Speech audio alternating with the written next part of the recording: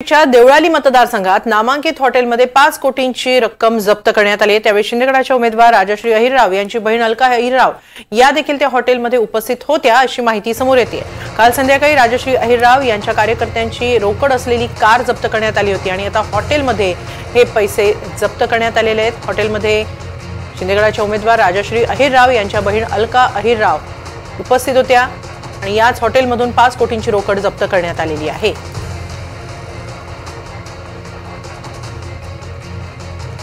देवळालीच्या हॉटेलमधून ही रोकड जप्त करण्यात आलेली आहे। काल संध्याकाळी राजश्री अहिरराव यांच्या कार्यकर्त्यांची गाडी देखील जप्त करण्यात आली होती, त्यातही रक्कम सापडली होती आणि आता पुन्हा हॉटेलमध्ये ही रक्कम सापडलेली आहे। एकीकडे विरारमध्ये भाजपचे राष्ट्रीय सरचिटणीस पैसे वाटत असताना सापडल्याचा आरोप होतोय, त्यानंतर मोठा राडा झालाय, तर दुसरीकडे नाशिकमधून शिंदेगडाच्या उमेदवारांकडे पैसे सापडल्याचा दावा केला जातो आहे। त्यांच्या बहिणीकडे ही रक्कम सापडल्याचा दावा करण्यात येतो आहे। ज्या हॉटेलमध्ये त्या थांबल्या आहेत तिथूनच ही 5 कोटींची रोकड जप्त करण्यात आलेली आहे। देवळालीमध्ये एक नामांकित हॉटेलमधून ही 5 कोटींची रक्कम जप्त करण्यात आलेली आहे। हॉटेलमध्ये राजश्री अहिरराव यांच्या बहीण अलका अहिरराव उपस्थित होत्या। हॉटेलमधल्या सीसीटीव्ही देखील एनडीटीव्ही मराठीच्या हाती लागलेला आहे। देवळाली मतदारसंघामध्ये राजश्री अहिरराव या शिंदेगडाच्या उमेदवार आहेत। याबाबत अधिक माहिती घेऊया आमचे प्रतिनिधी प्रांजल कुलकर्णी यांच्याकडून। प्रांजल, राजश्री अहिरराव यांची बहीण ज्या हॉटेलमध्ये थांबली होती त्याच हॉटेलमधून 5 कोटींची रक्कम जप्त करण्यात आल्याची माहिती समोर येते। काय नेमकं घडले आणि सध्या काय सुरू आहे? हेमाली, आपण जर बघितलं तर काल नाशिकमध्ये एका नामांकित हॉटेलमध्ये काही पैसे सापडलेले आहेत। तिथे पैसे जे आहेत ते ठेवण्यात आले अशी तक्रार करण्यात आलेली होती। दरम्यान या घटनेनंतर निवडणूक आयोगाचं पथक तिथे दाखल झालेलं होतं।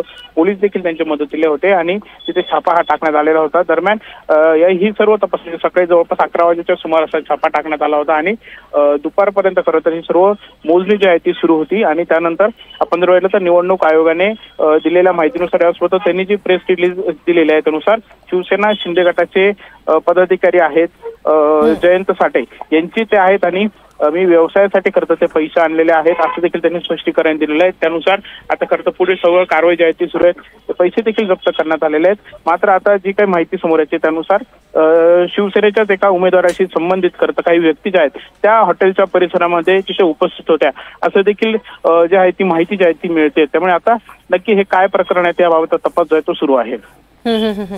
देवळालीमध्ये खरं म्हणजे महायुतीचेच 2 उमेदवार आहेत। अजित पवार गटाच्या उमेदवार असताना सुद्धा शिंदे गटानं उमेदवार दिला, त्यांनी माघार घेतली नाही, त्यामुळे 2 उमेदवार महायुतीचेच आहेत आणि त्याचबरोबर असा हा प्रकार घडतो आहे। या प्रकरणी पोलिसांनी अजून गुन्हा दाखल केलेला आहे का? कारण कालही एका कार्यकर्त्याची गाडी जप्त करण्यात आली होती आणि त्यातही रोकड सापडल्याचं समजतंय।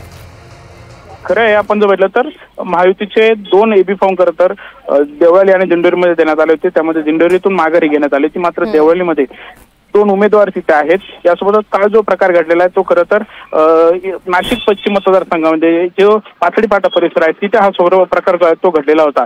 त्यामुळे एकंदरीत या प्रकारामुळे खळबळ ही उडालेली आहे। नक्की हे पैसे का आणण्यात आलेले होते, त्याचं वाटप केलं जाणार होता का, हा देखील सर्व प्रश्न जो आहे तो उपस्थित होता। आणि आता दरम्यान याच हॉटेलच्या परिसरामध्ये एका उमेदवाराशी संबंधित काही व्यक्ती देखील उपस्थित होत्या अशीच माहिती जी आहे आता समोर येते।